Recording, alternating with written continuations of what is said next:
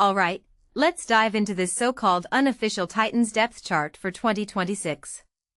First off, why do we even care about a glorified camp roster that'll change a dozen times before September? Because football fans thrive on overreacting to tiny details. That's why. But here's the thing, this chart isn't just a list of names. It's a window into how the Titans see their own team right now, and honestly, it's raising some fascinating questions. Let's break it down. Cam Ward is QB1? Obviously. The Titans aren't stupid, they know they've got a franchise guy here. But look deeper, Mitchell Trubisky being number 2? That's not just about experience. This is a subtle flex at the rest of the league. By keeping a former starter behind Ward, they're signaling they're not afraid to pivot if the rookie stumbles.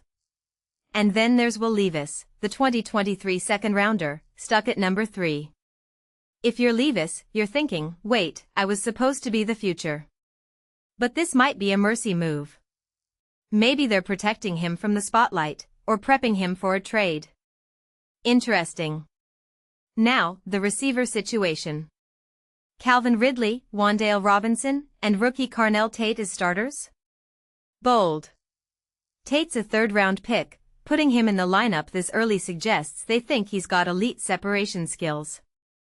But here's what's wild, behind them, you've got Alec Iomanor and Bryce Oliver. Both undrafted free agents. That tells me the Titans are betting Tate's rookie wall won't hit as hard as people think.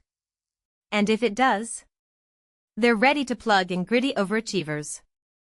No big-name free agents in the backup spots either. This feels like a culture-building move. Mike Vrabel's saying, earn it, don't expect it.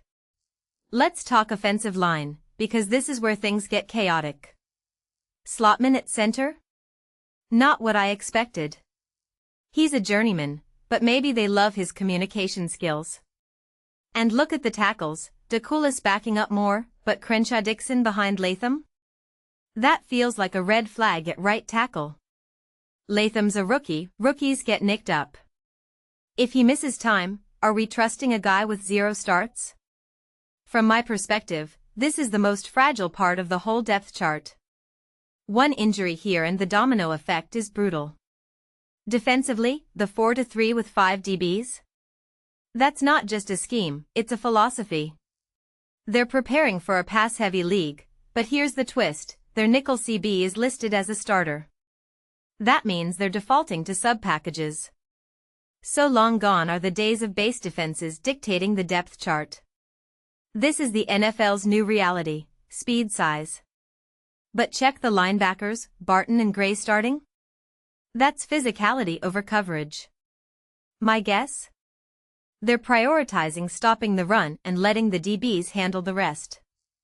Still, when you see Gray ahead of Hill, you wonder, are they down on Hill's instincts, or just building for specific matchups? And let's end with special teams, because Chamir Dyke is number 1 returner? That's a statement. They're using a WR as a returner in the age of analytics, saying don't waste draft capital on returners. But here's the genius, Dyke's a receiver, so defenses can't sell out to stop him without risking big plays downfield. It's like hiding a safety valve in plain sight. Also, no backup long snapper listed? That's either supreme confidence in Morgan Cox, or a ticking time bomb. If Cox sneezes wrong in week 2, they're scrambling. But hey, maybe that's a problem for September. Right now, this depth chart is less about reality and more about intention. So what's the takeaway? A team built on calculated risks, youth, and a dash of old-school toughness. If it clicks? Scary. If not? Well, that's why it's labeled unofficial.